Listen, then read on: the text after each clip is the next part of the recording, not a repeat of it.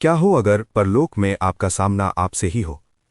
एक प्राचीन धर्म ऐसे रहस्य समेटे है जिसने आध्यात्मिक दुनिया को फिर से लिख दिया। वे रहस्य जिन्होंने स्वर्ग, नर्क और उनके बीच की हर चीज को आकार दिया। पारसी धर्म के बारे में सच्चाई क्या है? सदियों तक इतिहासकारों ने इसे प्राचीन विश्व की एक मामूली टिप्पणी मात्र माना। लेकिन क्या हो अगर ये भुला दिया गया धर्म आधुनिक धर्मों की मास्टर चाबी हो? सच्चाई ये है कि आशा का मार्ग यहूदी, ईसाई और इस्लाम धर्म का वो अदृश्य स्थापत्य खाका है जिस पर ये टिके हैं।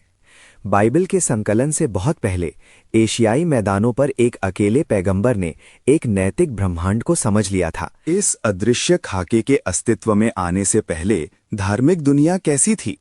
कांस्य युग के उस परिदृश्य की कल्पना करें जहां भय का राज था और जीवित रहने का अर्थ था अप्रत्याशित और प्राचीन विश्व में दैवीय कृपा खून से खरीदी जाती थी। पुजारी प्रकृति के अराजक देवताओं को शांत करने के लिए जटिल पशु बलि और नशीले अनुष्ठान करते थे। कोई सार्वभौमिक नैतिकता नहीं थी, केवल दैवीय क्रोध से बचने की मरियल कोशिश में लगे इंसानों का सौदेबाजी था। प्राचीन पुजारियों की भयावह सत्ता के विरुद्ध खड़े होने की हिम्मत किसमें थी? भाषाई साक्ष्य 1500 से 1000 ईसा पूर्व के बीच एक पशुपालक समाज की ओर इशारा करते हैं, जहां एक उसका नाम था जरतुस्त्र। पशु बलि की क्रूरता और पुरोहित वर्ग के भ्रष्टाचार से घृणित होकर वो जंगल में चला गया। 30 वर्ष की आयु में उसे एक चकाचौंध करने वाला दिव्य साक्षात्कार हुआ, जिसने मानव इतिहास की दिशा को हमेशा के लिए बदल दिया। जरथुस्त्र ने क्या देखा जिसने प्राचीन विश्व की हर मान्यता को उलट दिया? वो मांगने वाले प्रकृति देवताओं का समूह नहीं था, बल्कि सर्वोच्च बुद्धिमत्ता। उसका परिचय अहुर माजदा से हुआ, ज्ञान के स्वामी से। जरथुस्त्र को बोध हुआ कि ब्रह्मांड अराजक लड़ाकू देवताओं द्वारा नहीं, बल्कि एक ही अनादि सृष्टिकर्ता द्वारा संचालित है। उसने दुनिया की पहली एकेश्वरवादी क्रांति का सूत्रपात कर दिया था। यदि केवल एक सर्वोच्च ईश्वर था तो उन पुराने देवताओं का क्या हुआ जिनकी लोग सदियों से पूजा और भय करते? जरथुस्त्र ने एक चौंकाने वाली और खतरनाक घोषणा की। उसने पुराने बहुदेववादी देवताओं को स्पष्ट रूप से नकारते हुए उन्हें दायवा अर्थात मिथ्या देवता कहा। उसने घोषणा की कि ये सत्ताएं वास्तव में राक्षस हैं जो मानवता को आध्यात्मिक अंधकार और अनंत पीड़ा में धकेल रहे हैं। अपने परंपरागत रक्षकों से रहित ब्रह्मांड में साधारण मनुष्य कैसे जीवित रहते? इसका उत्तर एक क्रांतिकारी नई अवधारणा में था जो पूरा बोझ मानव कंधों पर डालती थी। जरथुस्त्र ने पूर्ण स्वतंत्र इच्छा की अवधारणा प्रस्तुत की।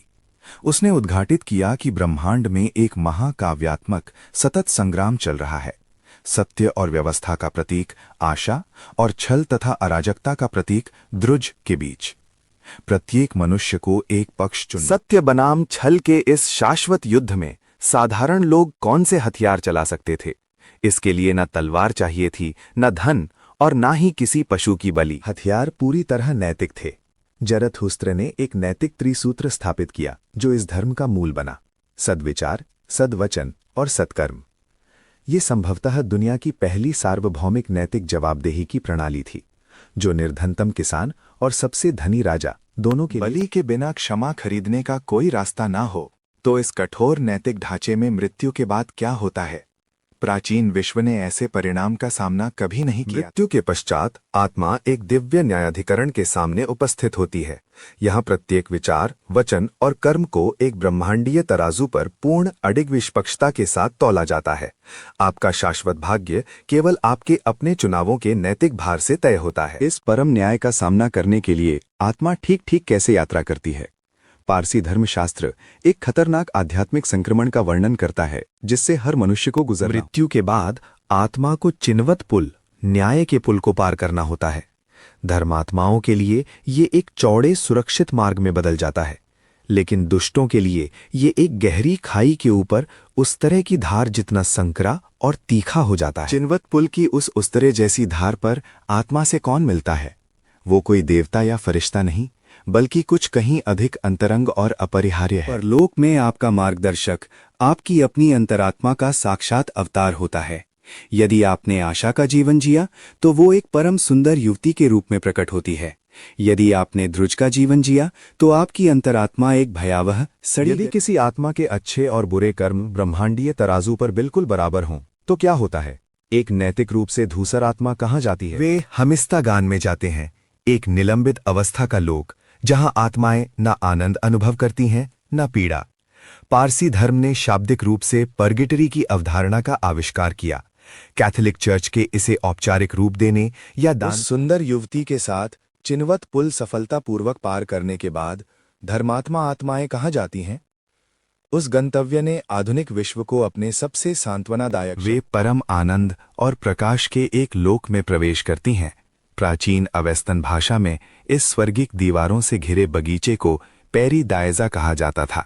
सदियों में ये शब्द ग्रीक और लैटिन से होते हुए अंग्रेजी में पैराडाइज के रूप में प्रवेश कर गया। स्वर्ग और न्याय की ये क्रांतिकारी फारसी अवधारणाएं मैदानों से निकलकर शेष विश्व को कैसे प्रभावित कर सकीं? इसके लिए एक अभूतपूर्व दूरदर्शिता वाले साम्राज्य निर्माता की 539 ईसा पूर्व में फारसी सम्राट साइरस महान ने बेबीलोन पर विजय प्राप्त की। बंदी आबादियों का नरसंहार करने के बजाय उसने उन्हें मुक्त किया, जिनमें निर्वासित यहूदी लोग भी शामिल थे। इससे सांस्कृतिक आदान प्रदान का एक गहन दौर शुरू हुआ। जब यहूदी विद्वानों का बेबीलोन के दरबारों में इस परिष्कृत फारसी धर्मशास्त्र से सामना हुआ तो क्या हुआ?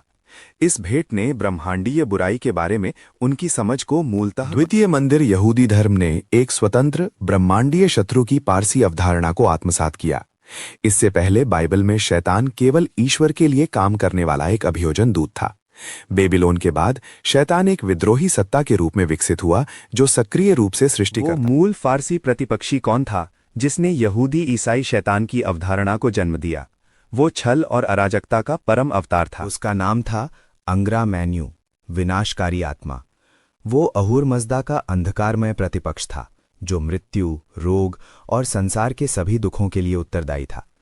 आधुनिक शैतान की अवधारणा बाइबल में नहीं बल्कि ज़रथुस्त्र के गाथाओं में जन्मी। क्या पारसी प्रभाव स्वर्ग और एक ब्रह्मांडीय शत्रु की अवधारणाओं तक ही सीमित था? अब्राहमिक युगांत विज्ञान की सबसे गहरी जड़ें अभी आनी बाकी थीं। पारसी धर्म ने शारीरिक पुनरुत्थान और एक निर्णायक अंतिम न्याय की क्रांतिकारी अवधारणाएं भी प्रस्तुत कीं। ये विचार कि इतिहास एक रैखिक प्रगति है जो बुराई के अंतिम सर्वनाशकारी शुद्धिकरण की ओर बढ़ रही है, ये एक विशुद्ध फारसी आविष्कार है। इस अंतिम पुनरुत्थान और अंग्रा मैन्यू की परम पराजय को कौन प्रारंभ करेगा? ये किसके बारे में भविष्यवाणी की गई थी? ईसा या मोहम्मद से बहुत पहले फारसी लोग सओशियांत की प्रतीक्षा करते थे, एक कुमारी से जन्मा मसीहाई उद्धारकर्ता जो बुराई के विरुद्ध अंतिम युद्ध का नेतृत्व करेगा, मृतकों को पुनर्जीवित करेगा और विश्व को पूर्ण अमर कृपा की अवस्था में पुनर्स्थापित करेगा। इसने ईसाई यदि पारसी धर्म विश्व के सबसे बड़े धर्मों का स्थापत्य खाका था, तो आज ये एक प्रमुख वैश्विक शक्ति क्यों नहीं है? इस धर्म को लगभग विनाश का सामना करना पड़ा।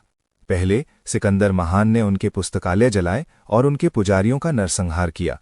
सदियों बाद फारस पर इस्लामी विजय ने धर्म के ढांचे को व्यवस्थित रूप से ध्वस्त किया, जिससे विश्वासियों को धर्मांतरित होने, छिपने या विनाश और उत्पीड़न की इन सर्वनाशकारी लहरों के बाद ये धर्म कैसे जीवित रहा? एक छोटे समर्पित अवशेष ने अपने सत्य की रक्षा की। ईरान के दुर्गम पहाड़ों में और समुद्र पार भारत में भागते हुए अहुर मज़दा के अनुयायियों, जिन्हें आज पारसी कहा जाता है, ने अपने पवित्र ग्रंथों और अपनी पवित्र अग्नि के अंगारों को छिपाकर बचाया। उन्होंने अपने प्राचीन धर्म की मृत्यु के बजाय निर्वासन को चुना। इन निर्वासित विश्वासियों की आत्मा को इतिहास की धूल में विलीन होने से किसने बचाया? वो भव्य मंदिर या विशाल साम्राज्य नहीं, बल्कि एक शांत आंतरिक भक्ति थी। उन्होंने अपनी पवित्र अग्नियों को सावधानीपूर्वक संरक्षित किया, जिनमें से कुछ अब सदियों से निरंतर जल रही हैं। सद्विचार, सद्वचन और सत्कर्म के नैतिक त्रिसूत्र का कड़ाई से पालन करते हुए उन्होंने सहस्राब्दियों के एकाकीपन में अपनी विशिष्ट। पारसी धर्म आशा के प्राचीन मार्ग के बारे में सबसे चौंकाने वाली एकल सच्चाई क्या है? पुरातात्विक धर्मशास्त्र में सबसे चकित करने वाली खोज ये है कि स्वर्ग, नरक, शैतान और अंतिम न्याय की मूलभूत अवधारणाएं यहूदी या ईसाई धर्म में उत्पन्न नहीं हुई, वे पारसी धर्म से अवशोषित की गई।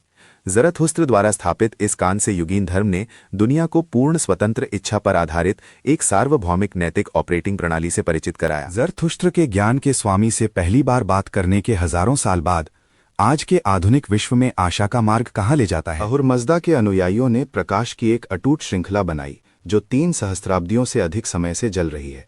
आज भले ही वे ज़रथुस्त्र का नाम न जानते हों, दुनिया भर में अरबों लोग अपने जीवन को उसी नैतिक दिशा सूचक के सहारे चला रहे हैं जिसे उसने प्राचीन मैदानों पर गढ़ा था। हमने शुरुआत इस प्रश्न से की थी, पारसी धर्म, आशा का मार्ग और उत्तर: पुरातात्विक धर्मशास्त्र में सबसे चौंकाने वाली खोज ये है कि स्वर्ग, नरक, शैतान और अंतिम न्याय की मूलभूत अवधारणाएं यहूदी या ईसाई धर्म में उत्पन्न नहीं हुईं, बल्कि पारसी धर्म से अवशोषित की गईं, जो एक कांस्य युगीन फारसी धर्म है।